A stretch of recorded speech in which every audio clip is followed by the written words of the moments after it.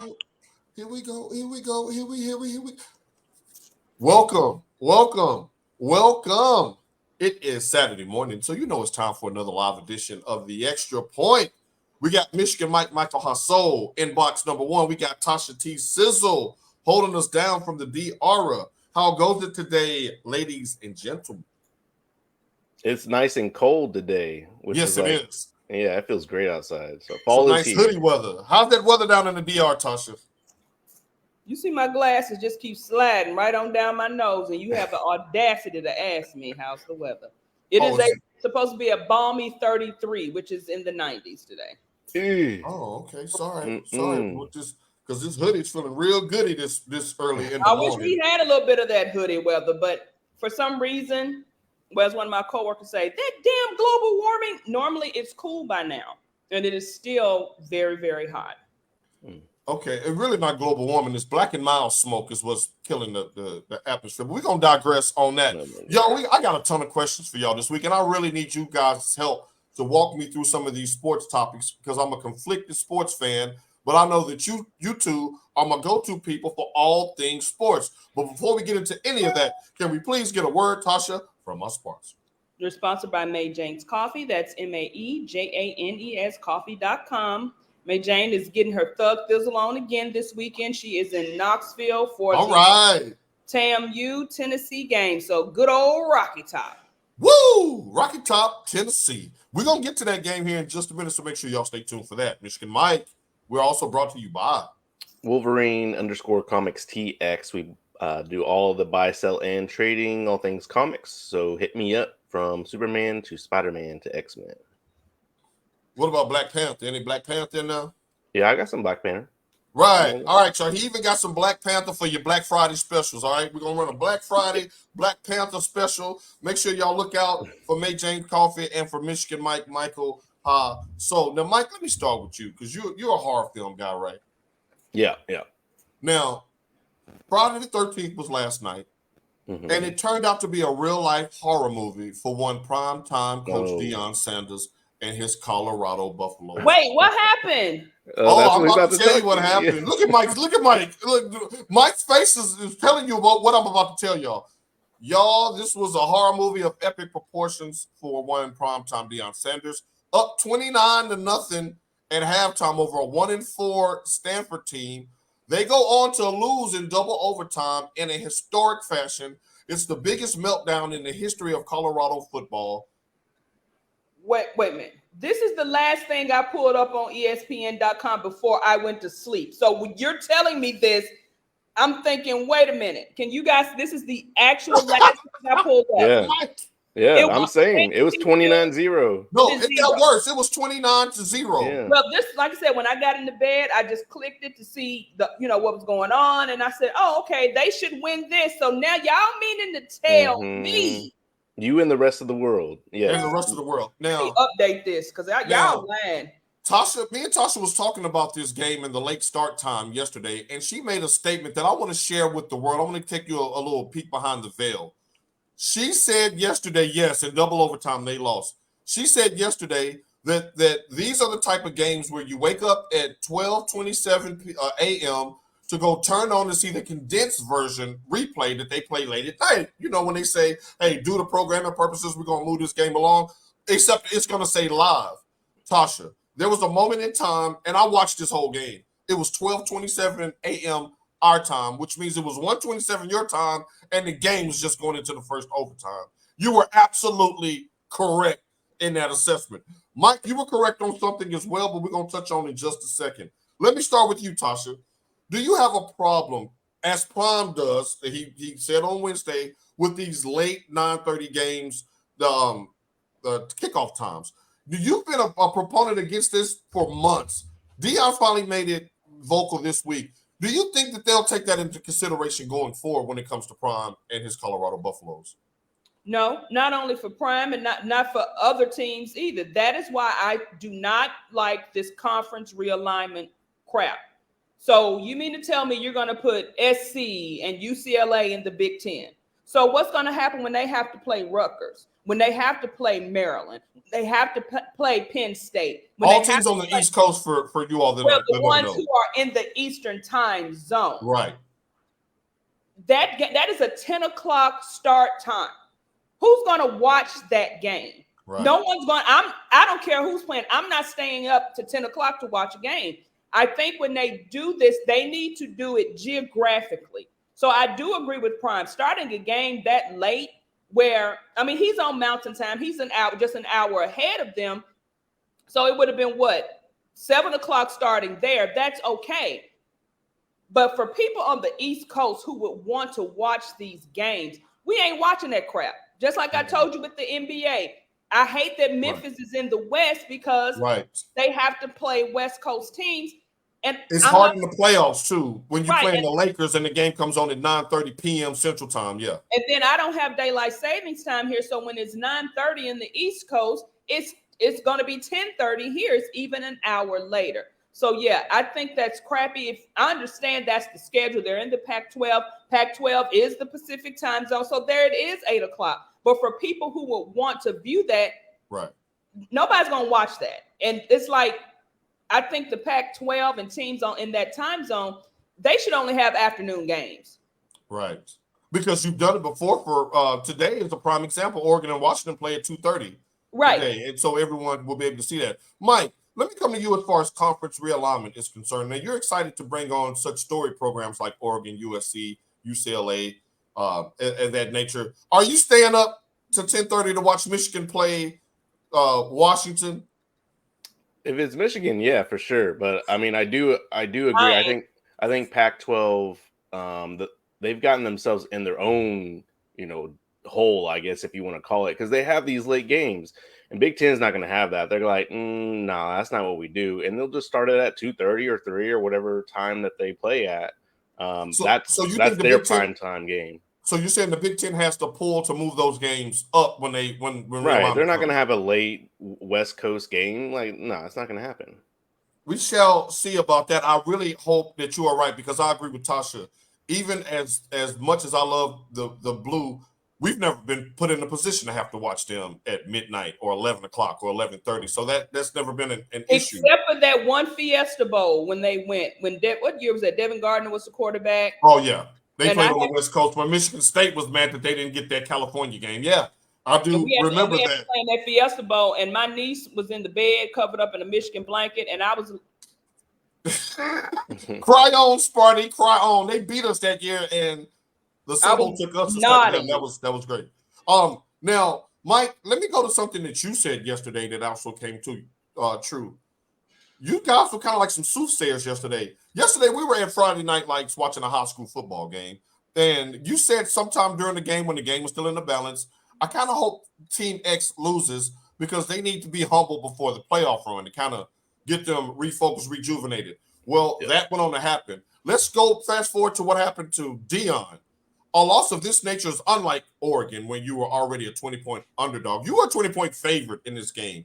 You blow a 29-point lead. It's got to be humiliating. Do you think this will curb some of the crime with the Cowboy hat? Do you think that will curb any of this for Colorado going forward? For Prime himself, no. But I will say in his post-game interview, he pretty much said this was a humbling experience for not just him, but the rest of the team as well. And he pretty much started out like, we deserve this. Let me start out with that. But then he was like flipping over his words. He was like, to be honest, I've never been through a 29-0 and then come back and lose this. He's like, we'll definitely have to fix some mental things, I think is what he was getting at. It's all fun and games, right? Until you lose. And then it's like, okay, well, were we supposed to beat this team? Okay, Oregon, okay, and that's fine. But this team you were supposed to beat. You had the game, and mentally, your team was shutting down, and they didn't know how to get back up at that point. And I think those are things you need to address. So what Mike is saying, Paul, where your Cowboy hat at? Oh, the Cowboy hat is only being. See what had happened was. Wait a minute. No. I'm going to answer that question. I ain't going nowhere with Prime. The Cowboy hat is being usurped with Derrick Henry today because Derrick Henry is on the front of my mind. We will get to him just a little bit later than Prime. I'm still Team Prime. I was still of the belief that they're still ahead of schedule. I didn't expect them to be this good this year. I didn't expect them to lose that game in the fashion that they did, but I wasn't expecting them to be on Michigan's level, on USC's level this year. I'm just enjoying watching Prime and his kids have fun, right. and it gives us another team in another conference to root for. They're still even. They're still even right now. On my flight back, I sat next to a Cowboys fan from Philly, which was funny, and I said, "Hey, we everywhere. We kept America's team. Go ahead." I said, "My friend is a Eagles fan from Dallas," but of course, I was trolling him about the loss. But I asked him about what did he think about Deion. And he's like me. It's not that we're not supporting Deion. And this guy is from Philly. Shouts out to Dan. He was celebrating his 50th birthday. I think it's called Philadelphia, but go ahead. And what Dan said was he didn't like the fashion in which Deion left Jackson State. And that was my thing. You know, we have to get over that. But we were both, you know, along the lines of we're supporting Deion because, yeah, at some point this could open doors for, you know, other coaches. But I did not have them losing to Stanford. No, right? Absolutely. But we didn't have them beating TCU either. That's what I'm saying. It's wash. I mean, you know, because I think I had, of course, the heavy hitters, the USCs, the Oregons, TCU, whoever. I think I had them in Utah. I think I had them at like 5 losses. I can't remember what I said, but I said they'll make it to a bowl game, but they're not going to beat these particular universities. Right. But to lose to a school like Stanford, who is rebuilding just as you are, and who has and without the athletes, go ahead. Right, a worse record with less talent. What did Emmett's son do last night? No carries. So it's no reason why they should not have won this game. That's a total breakdown. I mean, like the fashion too. Like the last play just got mossed. Your best defensive player got mossed. Like. Right. That's a that's an exclamation point. I'm glad you brought that up because Travis Hunter returned and he had 8 catches for 140 yards, but he was torched on defense. Right. Any talk about him winning the Heisman? Let's just go ahead and. The talk of him winning the Heisman went away when he had that lacerated lung, and I think that may have an issue with it too. You know, you can't play when you can fairness. Right. In fairness, that really could. Mike, you're a defensive guy. That defense was inexcusable, unacceptable, ran amok, ran astray.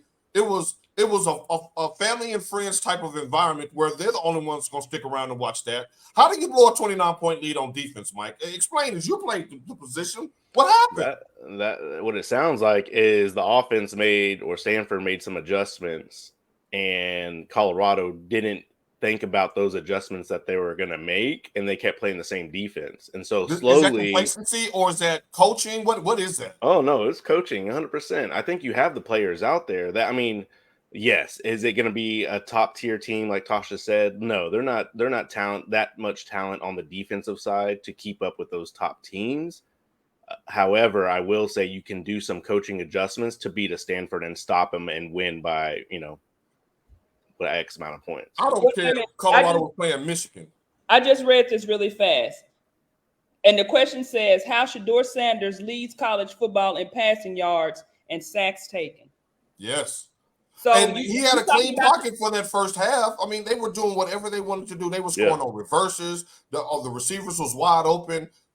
Travis Hunter was getting his. They were running the ball. I just can't believe it. Now, one of the Stanford receivers, I don't want to mispronounce his last name. He had 13 catches and 3 touchdowns in the second half. A 97-yard touchdown was one of them. He had like 250 yards receiving in the second half and overtime. But to Mike's credit, the Moss catch that really, really, really broke that game right there. When they tied it back up again, Colorado was done, and I knew it was just a matter of time before it all went down to crap. Now, here's the real question, and then we're going to move on to today's games. Does this stop the hype train, in your opinion, Mike? Because they're going to be on bye next week, and then they'll come back in 2 weeks to play UCLA. Will there be the same type of coverage after a loss like this? I think so. I mean, it's still the Deion effect, in my opinion. And to be honest, for me, this is kind of where the emphasis on the coaching starts. Like, okay, well, let's see how Deion reacts from this. And this is going to say, like, okay, are you a real like coach, right. or are you just a player's coach and just like, oh, whatever, just have fun? Right, a front runner. Are you a front runner? Because Stanford Stadium was sold out. Them kids was not amused either. They were not amused at the end of that game. Like you will find out real quick about winning. Ask Brady Holt. You beat Michigan. You beat Ohio State that next year. You came back and won 6-7 games. No, we don't play like that. Like you don't get to rest on. He didn't have no headset. That's why. And no jacket. He didn't have no headset. But y'all gonna trigger me. And he want to be Andy Reid. That's what he was trying to be.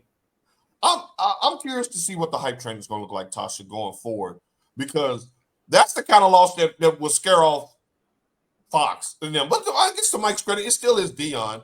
Yeah, so if they get to 6 wins, the Bulls will come calling. The UCLA game, is it in LA or is it in? It's in LA. It's going to be sold out, I guarantee you. Yeah, prom is still a ticket. They said the Peach Bowl has already asked them to come and represent them in Atlanta. The Peach Bowl, they ain't even got the 6 wins yet. So we may not have seen the last breaking news. They saw the script. They saw it. They were like, okay. Has been invited to his first ever bowl game. Yeah. Well, okay, what's up, Mr. Glenn? He said Shador was dropping Instagram stories and he was. I'm so glad that you brought that up because Nick got into my mentions last night and said this as well. He said Shador was selling hoodies on his Instagram story at halftime. Mike, no, we are not doing that. No. I mean, I guess he felt like, hey, I did my part. I gave y'all. Like, we got this so in the bag. I'm about to go and try to sell some merch at halftime. What you doing on your phone? See, I'm not. See, this is what I'm saying. You're supposed to be a leader on the team, and okay. So some people can relax and then do what they need to do, and then come back on in and play. Right? Shador is probably that person.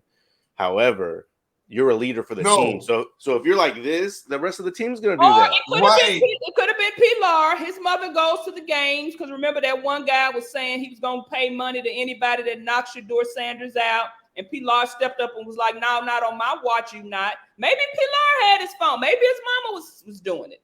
But in that case is dear mama, SYAD and STFU until we get this game over with. Because to Mike's point, Shador, you had the game, the ceiling interception in overtime that led to them kicking the field goal on first down. When I saw that interception, I felt violated that you kept me up to 1 o'clock in the morning for this. And you know what? I'm going to bring up Tom Brady. And I know I haven't done a Tom Brady reference in a while. But they had a meeting between the three of them. And they, of course, put it on live with Tom Brady, Dion, and Shador. And, he was saying, Dion was like, Tom, what do you think about, him and his posting about his car and all that? He's like, it sounds like he needs to do more film watching than posting about his car. He did. And Tom wasn't snickering and grinning and laughing when he said he was like, I'm for real. If you want to be that next level, then this is what you have to do. And you see that in Kyler Murray and all this other. Tom Brady didn't do that stuff. And I don't know if y'all saw Tom Brady when he was on The Shop. He was saying how being Tom Brady is certain things he can and cannot say. He was saying how he wished that he could go, how many times he had in his mind, like Marshawn Lynch, I'm just here so I won't get fined. But he let Giselle kind of say whatever it is was on her mind. Great point. And so you kind of have to be reserved. Like I said, I mean, these kids, it's all about, followers and Instagram likes. I get that.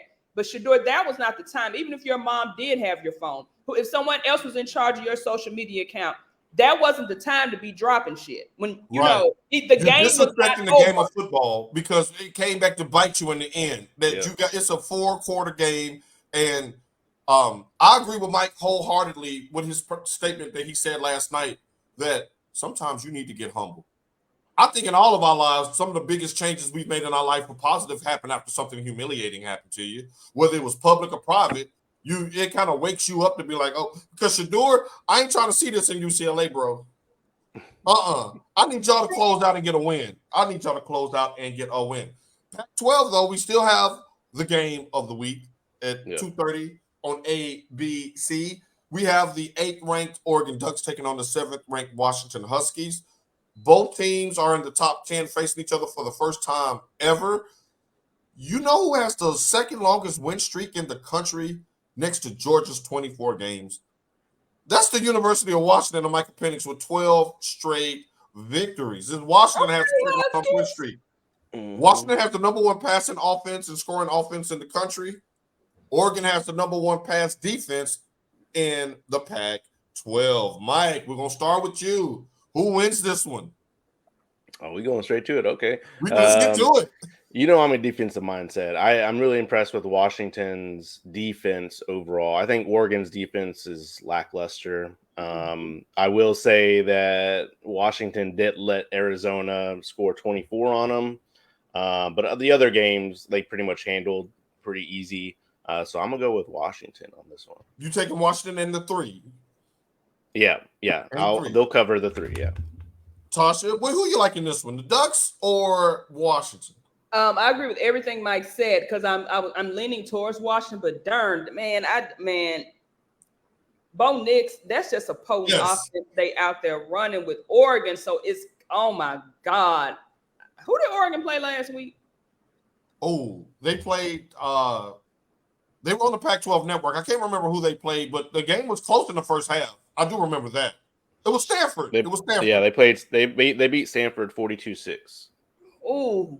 And y'all know I'm all defense win games. I think I'm going to have to go with Oregon on that one. And they got new uniforms, too. Those uniforms look slick. Oregon, it was something about the professional assassination of the Colorado Buffaloes that they pulled off a few weeks ago that let me know that this ain't just about Colorado and them beating Dion. They're trying to send a message to college football that this might be the year, especially with the SEC not SECing like they're supposed to. Good morning, AP Coulter. Good morning, Stephanie Coulter. Get geeked. It is homecoming week in Nashville, Tennessee. I'm going to go with Washington as well, only because they're playing at home and because they get 2 of their wide receivers back that's been out since week 3. So, but I would not be surprised at all if Oregon goes through and beat them. And probably there's a little bit of me, there's probably the Dion lover in me that's probably rooting against them, if I got to be honest. Good morning, Mr. Hodges. Gordon Bombay all the way on. Okay. I think Washington has a little bit more of a Big Ten format already, so it's going to be a smooth transition for them to where I'm interested to see how Oregon, and that they have an excellent offense. I'm not doubting that. But their style is a little bit more still spread, and more teams are moving towards the power again. Right. So I just want to see them hit each other in the mouth and see who gets back up more. You know, it's gonna be a great game. It should be a great game. Again, like I said, everything in me is saying Washington, but I think that offense is just too high powered. My tiebreaker is my disdain for their coach at Oregon. That's just it, and that's going to come back to bite me when we do the picks. I know it is because I think Oregon is going to win this game too. I'm just rooting for Washington. Michael Penix or Bo Nix, who would you take if you had a draft pick right now? I ain't picking this one, so that's a Tasha question. I mean, I've seen Bo Nix be bad. That's why I came to you, Tasha. You've seen him up close and personal in the SEC. I've seen him be bad. Now, I don't know if that's because he couldn't handle that SEC pressure, but I've seen him be good. Let's call it great. He's been great out there in Oregon. I mean, at the rate he's going now, I would have to go with Nix. I'm going to go with Nix because of his dual threat ability more so than Penix. I'll go Penix then. Pocket quarterback. Yeah, I'll go Penix then. I mean, because the way these offenses are running now, you got to be dual threat. You cannot be a pocket passer and succeed. Which will may be the key to the game. Can Oregon's front four, who's been ferocious all year, can they get after Penix and get him off of his spot? Because he likes to stand there and throw darts. They have a combined 3 interceptions. My question is, who's gonna have the most interceptions this game? Who you say, Dak and Garoppolo? What? Oh, we're gonna get to him in just a minute. Don't you already get me started up. Good morning, Reverend Woodard. Glad to have you on board today. Now, off the script, this is another huge game. I'm gonna call this the elimination game for the University of Tennessee. They host Texas A&M today at 2:30, the same time as Oregon and Washington for our Southerners down there, because this has some big play as far as the SEC standings. This is a must-win for UT. If they lose this game, that drops them to 2 losses, and you're not catching Georgia. So, with that being the backdrop, Tasha, who do you like on Rocky Top in the Sasha Bowl today? Ooh, Tam, you just looked decent against Alabama. That front four is going to the pros like always. Look, because I know AP is watching, and I know my baby girl is down there. I'm gonna have to go for. Ain't no smoggy smoke on Rocky Top. Ain't no telephone bills.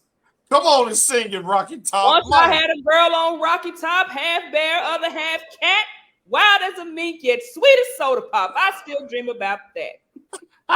I love the fact that you remember all of these fight songs and jingles. Mike, do you trust our boy Joe Milton, in a pressure situation against a stout front four today? I mean, you could have stopped at the first 4 words you said. Really, Mike? You said you was rooting for him. I am, but that's not the question that you said. You said, do you trust him? No, I don't. Baby. Go ahead, Mike. I don't trust him, but then again, do I trust A&M? No. I mean, I don't trust them either. So I think they've definitely made some changes, and I think it's been internal. It's not the coach there. I think it's the players waking up and like, hey, let's just do this. And that's why I don't know, right? I think Tennessee's going to win this game. But as we know, after you pick a lot of picks, there's something in you when you're looking at a game. You're like, ooh. That's how I am Oregon, Washington this week. Like you wouldn't be surprised. You wouldn't be surprised if A&M just clobbers Tennessee. You'd be like, right? Because if you take the number away from in front of Tennessee, you basically have an evenly matched team. Right? Yeah. Mike, you just got disinvited for Thanksgiving dinner. So yeah, with that being said, I got Tennessee to win. I got Tennessee as well, but again, upset special. Tennessee, you on upset alert. I love you, Tennessee. I will have the dual TVs going because I do have a heavy interest in that game. Drew, I know you're going to be watching that game as well. Good luck to your Aggies, but I think they're going down today. Speaking of going down, I've been praying over this morning so we get through this segment in one piece. Because, ladies and gentlemen, what you got? Last Sunday night, let me tell you what happened to me last Sunday night. I'm sitting on my couch. One Tasha P. Sissel sitting on the love seat couch, the little adjacent couch. Mm-hmm. And we just got through watching a riveting piece on 60 Minutes regarding Rich Paul. Okay. We hear Carrie Underwood saying, I've been waiting all day for Sunday night. We got a big platter of Cane's with the extra sauce in front of us. I've been talking cash money-ish to her all day long. All right. I'm in her ear. We them boys, Cowboy this. She's in Dallas. She's seeing Cowboys gear everywhere. Cane's is the home of the Cowboys. We get home, and before my fries get cold, Dallas is knocked out cold on the concrete. A 32-point beat down by the Bay. Y'all, I need some therapy right now, Mike. Mike, I need you right now. I need eye contact from you, Mike. The game got so bad, Tasha stopped trolling me. She was like, Paul, you want some juice? Yeah. Paul, you want to watch You okay, baby? Smuggler? You okay? Right. So I was like, I don't want to watch no To Catch a Smuggler. Catch the damn football. She was trying to get me off that show. She was like, oh, I'm getting tired. I'll make us go ahead and lay down. He got tired of trolling me. Like, the game got that bad. Tasha, your thoughts on the beat down at the Bay. That's your victory lap time. I'm about to lay out. Hey, all I got to say is, what is going on with Dallas? That y'all still them boys, or what y'all doing? Of course, we all root for our team to win, and we expect our team to win. But in the fashion in which the 49ers won, I was not expecting that. I don't think anybody was. Like, the defense wasn't defensing. The offense wasn't offensing. It was awful. It was awful. Justin coming in hot with some flames. He said that cracks because they tried to cover it up all game. He lacks the vision under pressure. Now, his stat line backs you up, Justin. 14 for 24 for 153, 1 tub, and 3 critical interceptions. Yes, the guy that I was sitting with on the plane, we had a row to ourselves, and that's what his thing. He was like, Dak is a good quarterback, he says, but when Dak gets under pressure, he folds. And I said, thank you. Mike, go ahead. I don't have a rebuttal. I mean, we try to tell you, man, Dak ain't it. Like, so there's some systems. I'm not saying he can't work in another system, and maybe a different offensive coach or offensive He coordinator can't or work in head the coach. solar system, damn it. No, I'm just Dak is a saying, good quarterback. yeah. You get No, him with a Stephanie really said he good felt like a line. lawn I chair. mean, I think if he's getting a lot of pressure, then stop keeping him back there in the pocket. Have him do more rollouts. Get him some extra protection. He's good when he rolls out and he has some protection. Okay, Mike, I want you to pick this up from right here because you're leading me to my next question. Let's do the blame game. Who's most to blame? Was it Dak? Was it Coach McCarthy and his play calling, or was it the defense? They did give up 42 points. Well, I'm a defensive guy, so I'm gonna start there. Hold up. It's really hard as and on the defensive side if you keep going out there. Right. Like, you don't ever get a rest, you don't ever get to make adjustments. Then you get to Right. see, oh, it's the defense. No, the offense isn't moving the ball. They're 3 and out, and then you got to go Right. back out there. Like, Right. No, that was I'm the not whole gonna do the first. defense. They didn't have a first down until the second quarter. So Cowboys defense is fine. I think that's not what the issue is. The issue is, I would say, the Dak and the head coach, since he's the one that's calling the plays this season. Right. Last year was scapegoat. So this time is okay. Now you're gonna take the blame. So take the blame. It's the head coach and it's Dak. Because they tried to put everything on Kellen Moore. They did. Kellen Moore ain't there the Kellen Moore ain't there no more. Right. And they faced Kellen Moore on Monday night, and we're going to get to that. Stephanie says he takes 4 steps forward and then boom, 8 steps back. Damn it, Dak cries as a tight trend. That's it right there. Like, he remember the touchdown pass that I had my juices flowing. I'm ready to reheat my canes, and then he threw 2 picks right after that. But the thing is, he's like Mike just said it. He plays better when he comes out. I can't remember which one of y'all guys said when he comes out of the pocket. That is how Dan Mullen had him playing at Mississippi State. Right. When he knocked off Alabama. Dak would take that ball. If nothing was open, Dak would tuck it. He would run. He played, but he made his passes on the run. He was a lot better when maybe you need to get Dan Mullen as the offensive coordinator. There you go. We shall see, because it won't be McCarthy because he'll be gone after this year. Dak and them boys just ate too much chicken and dressing before the game. They had that extra toast from Cane's. That's the official restaurant of the Cowboys. You dip it in the sauce. Yes, I dip the toast in the dip. Now, I want y'all to chime in on this, both of y'all. She says, I don't see any quarterback winning in Dallas under that amount of pressure and criticism that comes with being a Cowboys QB. We saw it happen with Romo. Do y'all agree? Only reason, Jarrell, I was listening to Unc and Ocho, and this is I love that show, by the way. That they alluded to. Jerry basically writes a check that he can cash, but his team can't cash it. He don't care. Right. That's the thing, because it's always been about what they were alluding to. It's always been about Jerry Jones having all eyes on him. Right. And he defended Dak this week, of course, because that was going to draw headlines. So everything Jarrell just wrote, it is true. They have so many eyes on them because of their owner. But the owner, he's not the one out there playing. He's putting that added pressure on them, because somebody was like, oh, what's the point of having top sales? Oh, we're America's teams. When you go somewhere, it's always a Cowboys t-shirt. Yep. Y'all ain't winning. But so Jerry's at the end is still getting his cash, getting his money, but his team ain't winning. Mike, is that the overall? Is that who really should? That he was left off of this blame pie? Does he deserve the most blame, Jerry Jones?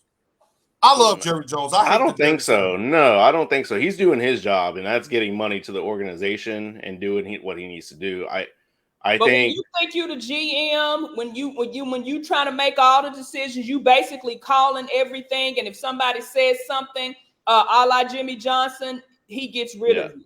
So he's always been.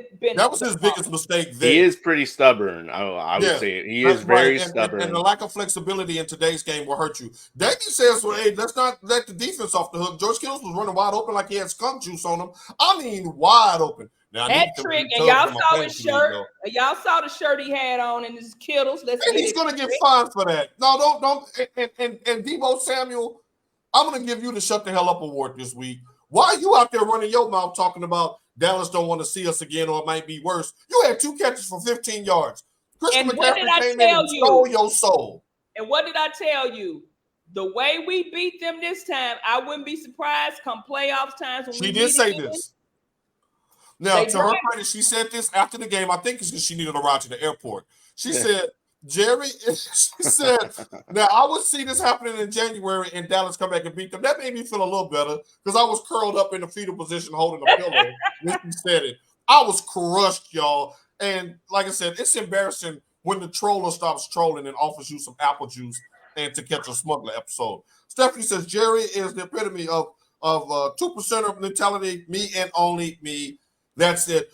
Shouts out to Martrice Hastings for lacing me with the Derrick Henry swag. Nice. Make sure you put your Instagram on there in the comments so people can follow you. I saw the TSU jeans she made for Pam. Oh my God. Yes, Pam was looking like she was in high school again. If you're watching Pam, good looking out, Martrice. Mama, don't laugh. This ain't funny. This ain't funny. My mama told me this morning on a FaceTime. She said, "Oh, you was just mad, depressed because of the Cowboys." I was like, "Mom, it's too early for that. It's too early." Mike didn't check on me. He was like, "Well, Tosh is there. He can crown her." Yeah. I was like, I ain't gonna touch this one. I'm gonna just sit this one out. He just let that one. I'm gonna let y'all kids fight. How about that? Yes, Treese is the truth. I am. I'm rocking it. Yes, Treese, take your flowers now. Justin says, just stop the pain, move on. Boys will always have the same problem, and we're gonna take your advice. We're gonna move on because them boys are still them boys. We're waiting on y'all to grow up to be them men. But until then, hold up. See, that's why y'all keep losing. Mm-hmm. Now, Justin, don't talk too much now, because y'all barely squeaked by Denver, and we're about to get into Denver.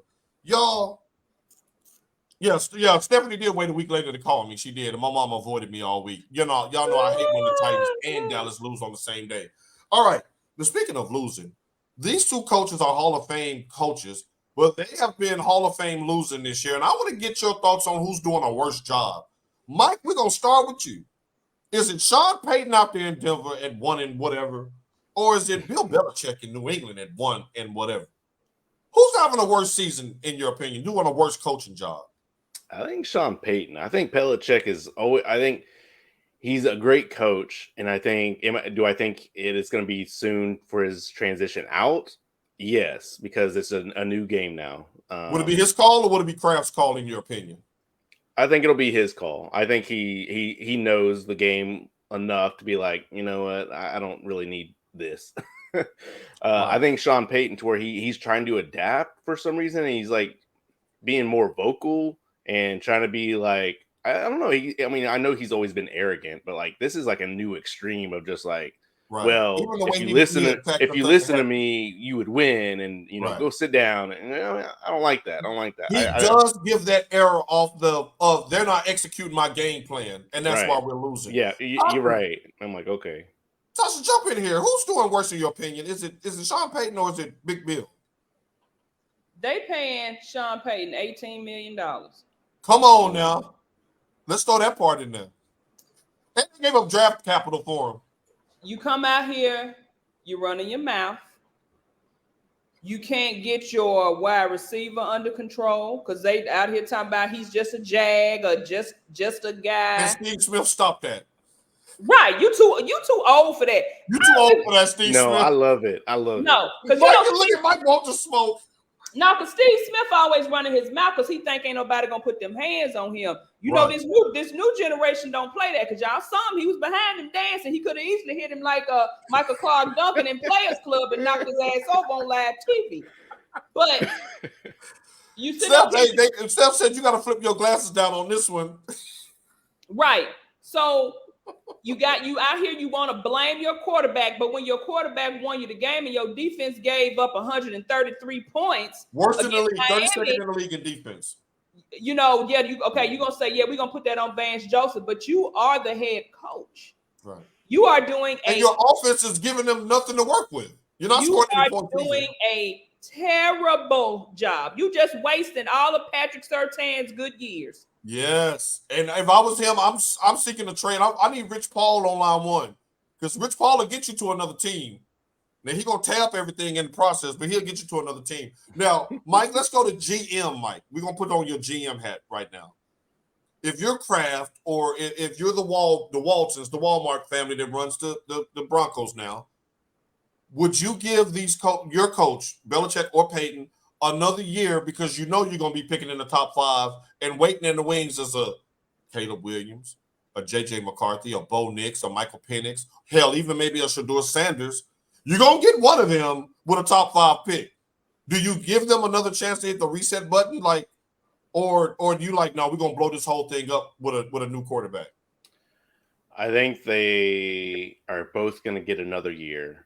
Belichick, because you got to give him another year. I mean, look at what he did for the Patriots organization. You can't just be like, all right, cool, you out. Yeah, he's safe. Sean Payton, it's not about the talent that's coming through, or he hasn't really been on a full thing, let's give him a couple years. It's not about that. It's about how he's attacking the team, and that's so infectious to the whole organization. Yeah. So do you want that there? And I don't feel right about that. You contribute to the problem. Mind you, that $18 million is more than what Christian McCaffrey makes. And he's about due for a re-up. He might break the bank again because he's 15-0 as a starter for San Francisco. But like what Mike said, it's almost like you're a Blythe in your own potato farm. Wait a minute, you a what now? Like a potato blight. That's a stain. It messes up your pro. That's what he is to this organization. Instead of you coming in trying to be positive and saying, okay, let's work with what we got to do. Right. You out here basically trying to get clicks too. Right. By coming in again, like I said, we all know the type of guy Russell Wilson is. Right. You knew that when you took the job. Right. You knew that when you took the job. And then when we saw Marshawn Lynch's interview with how Marshawn was alluding to a lot of things that was going on with Russell. Russell's not getting that preferential treatment. Mm-hmm. So are you trying to take up because of what you heard about Russell in Seattle? So you just want to come out and demean that man's character and demean him in general? Yeah.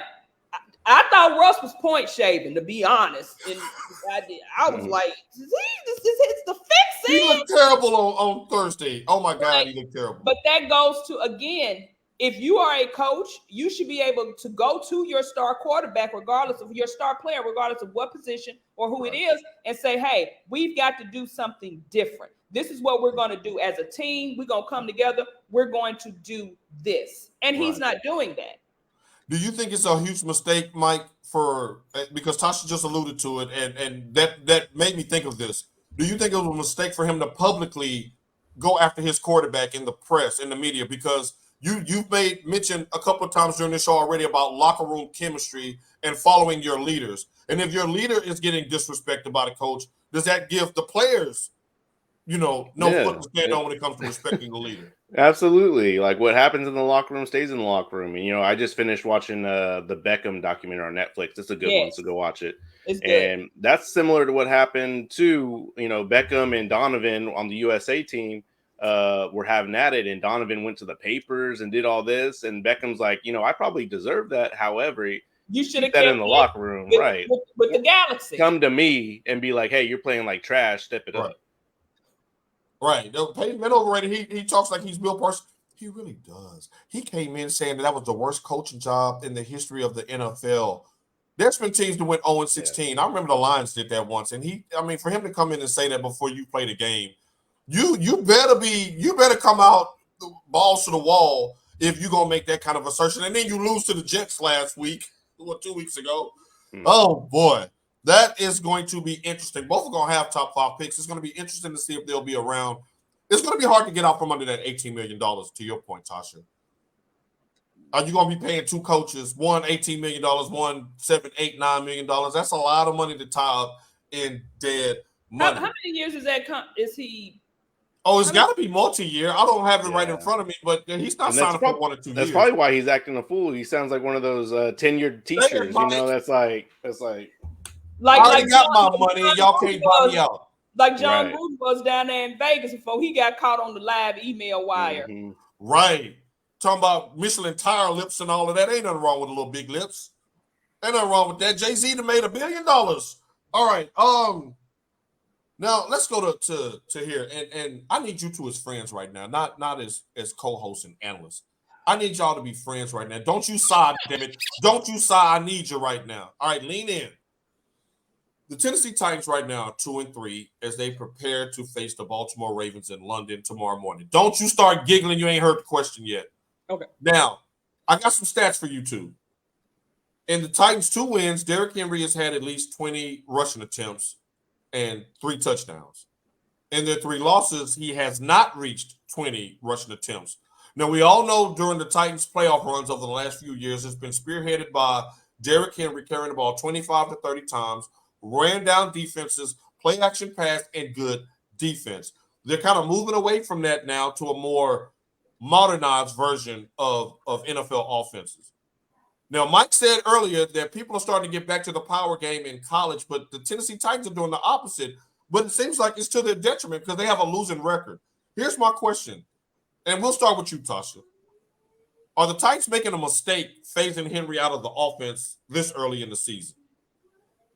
They tanking for Tua. They said we got 3 quarterbacks, and we gonna see if we can get in on this Caleb Williams deal real fast. So Kang, we love you and all, but we finna let your career look like ass so we can. No, I'm kidding. No, but you watched the game with me Sunday, and you saw that Derrick Henry was sparingly used in that contest, and that contest wasn't a blowout. They are making the biggest mistake by not utilizing their number 1 threat, which is King Henry. Jeffrey Simmons is the overall threat with the defense, but we're talking about putting points on the board. Right. It is Derrick Henry.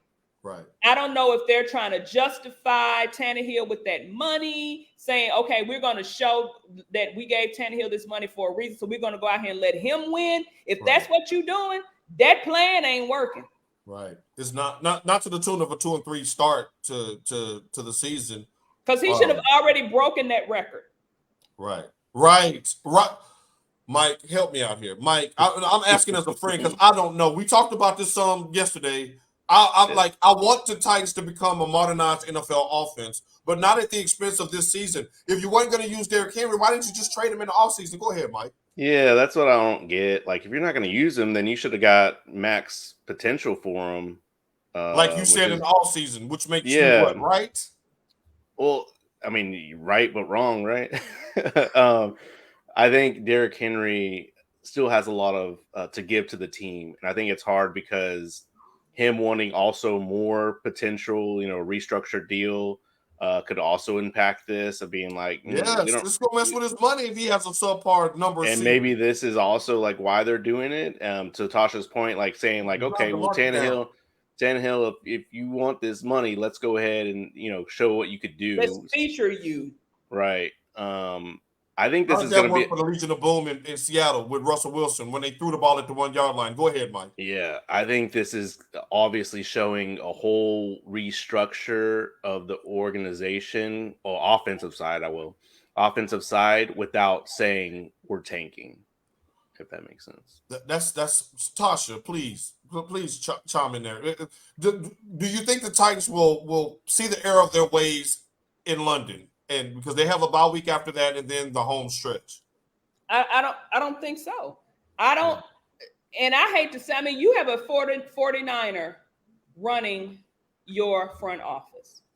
This ain't 49er-ish. Even when they was in the bad years, when the Yorks took over from when they got rid of Eddie DeBartolo, and the Yorks started running the team and ran it into the ground somewhat, they still wasn't making bad decisions like this. They were still going to put what they had the best at that time out there to try to look like we were winning or wanting to win. The Titans don't even look like they want to win. But the 49ers have had historically a great foundation. That's what they build their franchise off of. And they're like, okay, well, let's build off of our line and always have a really good line or a decent line so that we can just put parts in there. Tennessee Titans don't have that. The Titans don't know how to build. And after the years of the late great Steve McNair's, the Eddie Georges, the what's his name, Wychecks, and all those guys. Oh, Frankie baby.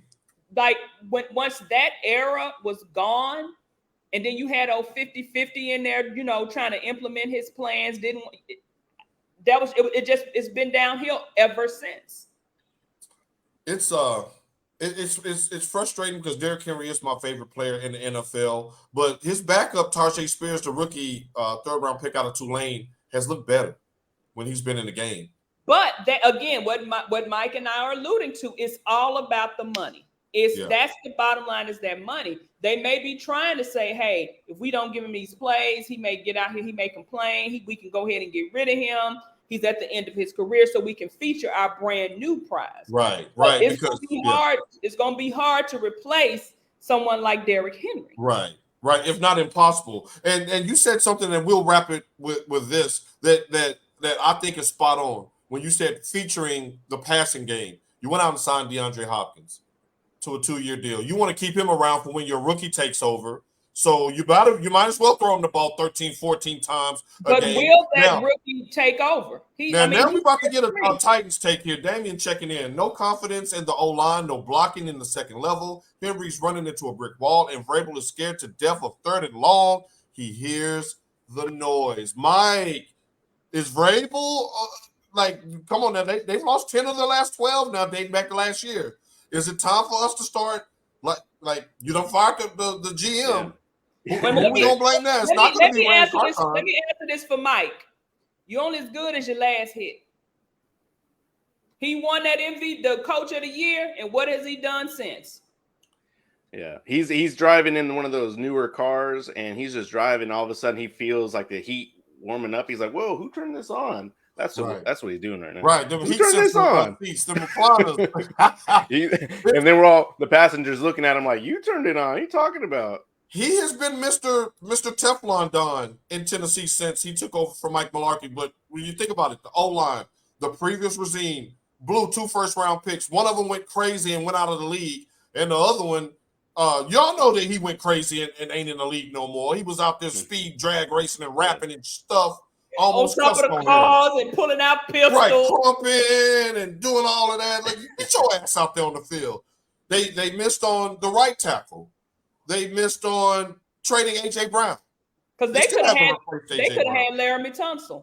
They could have had Laramie Tunsil. They lost Taylor Lewan. Like, Rand Carthon is going to need time to build this, so he's safe. It will be Vrabel that will be on the outside looking in, especially when you think about how successful the 49ers have looked the last 5 years. Carthon is going to be given an opportunity to rebuild his team. Caleb Farley. Oh, you mean the cornerback who gives up 3rd and 19s? Who will get a defensive holding call on 2nd and 26 and reset the downs? Oh, you mean the one that gets caught on double moves? That Caleb Farley. Damian, why are you trying to run my pressure up? I thought you loved me, bro. Let's get out of this segment. This is disgusting. Look at Mike. Mike is like, I tried to tell you off wax. Mike, I told you I was going to be emotional today for this. But I thank y'all for being honest with me. See, if you don't have no friends that's honest with you, do you really have friends at all? They just told me my team sucks and for me to just go ahead and root for the Rangers. We'll get into them. Hey. Now, y'all, it's time for the picks you need to feed your seed. Tasha. Go with Mike, because I'm just not pulling it up. I'm sorry. You're starting to pull away from us in the picks category. How many games is she up on me, Mike? About 5 games?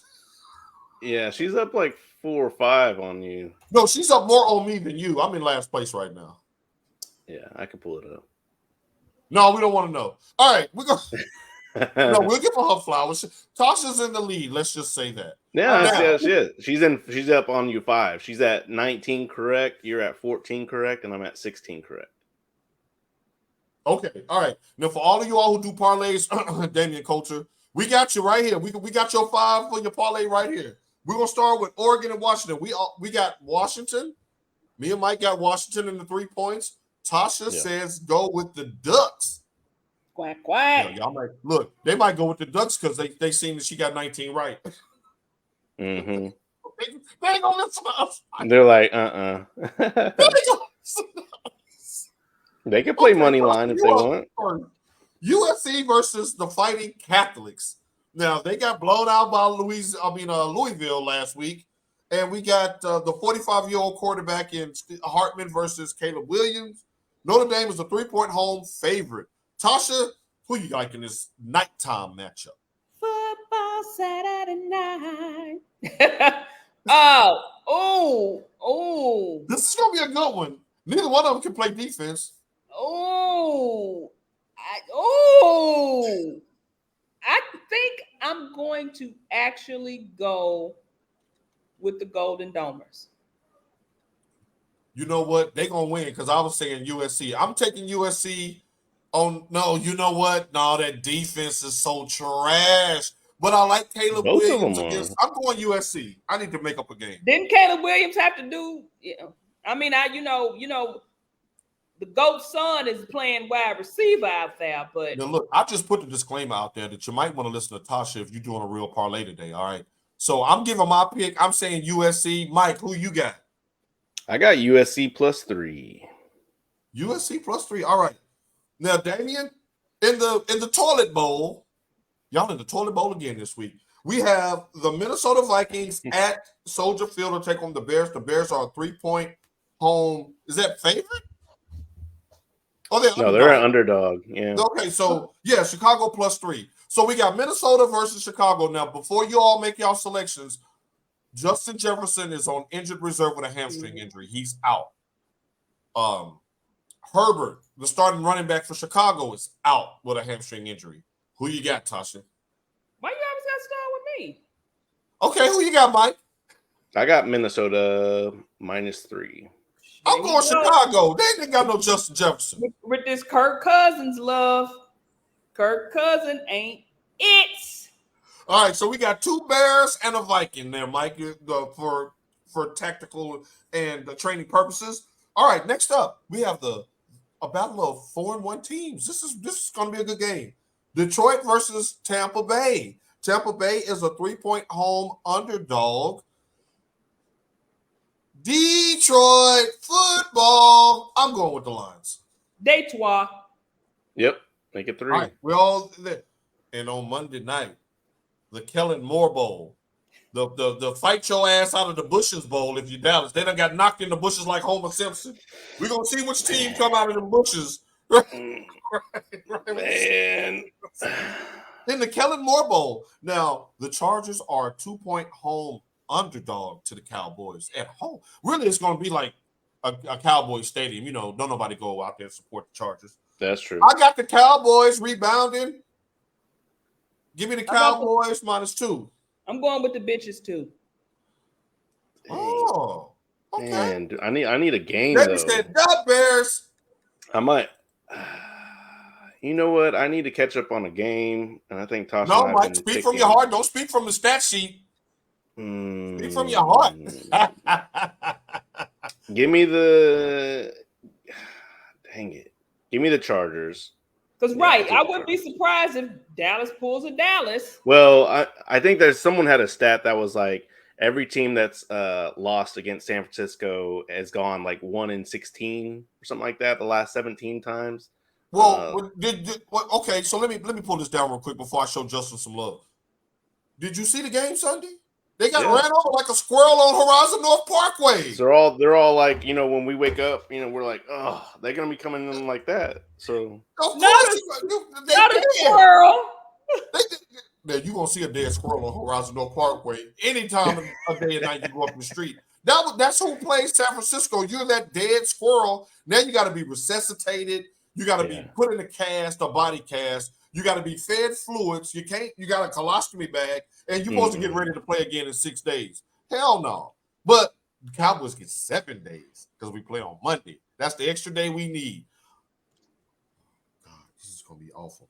Now, for you Dallas fans, it's going to be a great time because before Monday Night Football, it's going to be a ALCS matchup between the Texas Rangers and the Armpit, the Houston Astros. Texas, Mike, let's show the home baseball team some love. We're going to throw a little baseball in here. Mike, give me your breakdown of Texas versus Houston. Who you like in this one? Man, you know I like the Rangers on this one, but I will say the Astros have been leading the regular season against the Rangers, so that's going to be tough. But for everyone that hasn't been watching regular season and just joining the postseason, welcome. Welcome. Get that third welcome. Welcome. There you go. just to let y'all know, the Rangers have really been struggling during the regular season towards the end of it because a lot of injuries coming through. They just Mike, don't be coy. The bullpen has been trash. Yeah.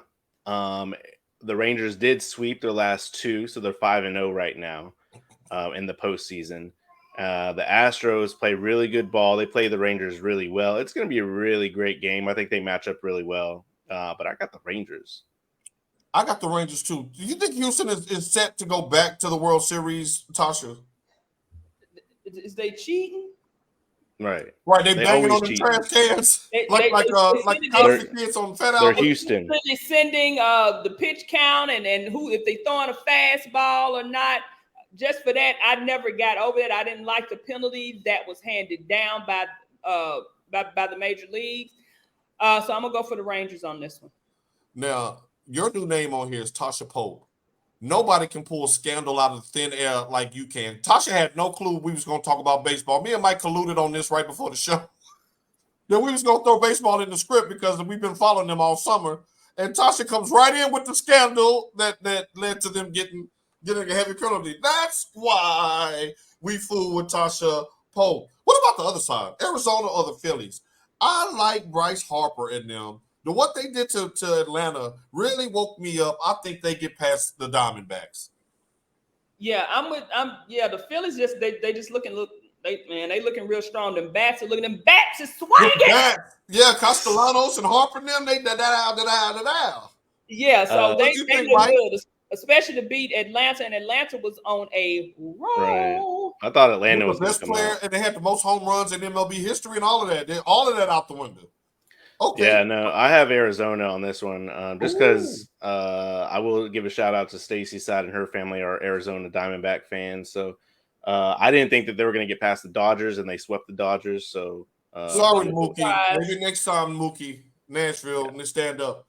I want to start off the shout outs today. First of all, I want to shout out Friday Night Lights. It's my first high school football game in a long time. The bands were phenomenal. The kids were enthusiastic. It was great to see the community out. There was black, white, Hispanic, Asian. Everybody sitting up there cheering for the same team. I miss that about high school football. It's not as corporate. It's really just the passion and the love for the game. It was great energy, great weather. I had a great time. Shouts out to Friday Night Football. Shout out to Tennessee State University. It's homecoming day. Everybody have a great morning. Shouts out to Christina checking in. Good morning from Texas, in town, huh? Well, make sure you get down to the fair and get in that recliner. Tasha, can we shout out the recliner? She's on mute. You muted. That recliner had you with stripper heels. That recliner had us like this, y'all. And last but not least, shout out to Sweet Georgia Browns. Tasha, first time going there. Man, y'all, and the Sweet Georgia Browns made it back on the plane. Y'all, the sweet potatoes, the greens, the ribs, they made it back on the plane, and I was scared because when I went through customs, they started digging in, and then I was like, "Suck, what a cake! Speak on me, don't throw my shit in the trash, man!" But anyway, I made friends in there. They ended up there talking about me having on Titans gear. Tasha had a good old time in the hood in South Dallas. So let me do my shout outs. My little sweet girl, Maraika. Her birthday was on Wednesday. She is 14. So happy birthday. So we will be planning her quinceañera. I talked about her this morning for next year. Shout out to the GOAT, Jerry Lee Rice. Birthday was on Friday. Shout out. 72 years old, still looking good. Mike, who you shouting out? I was going to shout out the Rangers, but we had a whole segment. So shout out to the Rangers. Man, you got to get your baseball love in last time they were in the ALCS since 2011, I believe. Yeah. They beat the Yankees. Man. So, shout out to them. Also, we didn't do Survivor pick, but my Survivor pick, Mike. I'm gonna pick the Bills over the Giants. Really, Mike? We just had a conversation about that. I'm going to Titans over the Ravens. I'm stepping out on the ledge. And somebody's getting eliminated. I'm going Duval over the Colts. See, now that's okay. I'll pick another one. Hold on. Way to go, Tosh. I'm proud of you. I'll pick another one. I'm starting. Look, Daniel Jones ain't even playing, My- Tosh, and he's saying the Bills over the Giants. Because I'm starting Sunshine this week, so I need my panic. All right, I hear you. Since Purdy kicked my butt last week. My survivor will be the Detroit Lions over the Bucks. Okay, all right. So you need to. That's a winning record. There we go. All right. Ladies and gentlemen, I don't know about y'all, but our favorite team plays in less than an hour. So you know how we do. We will see you in 6 days and 23 hours. Until then, go Blue. Vamos Azul. Azul.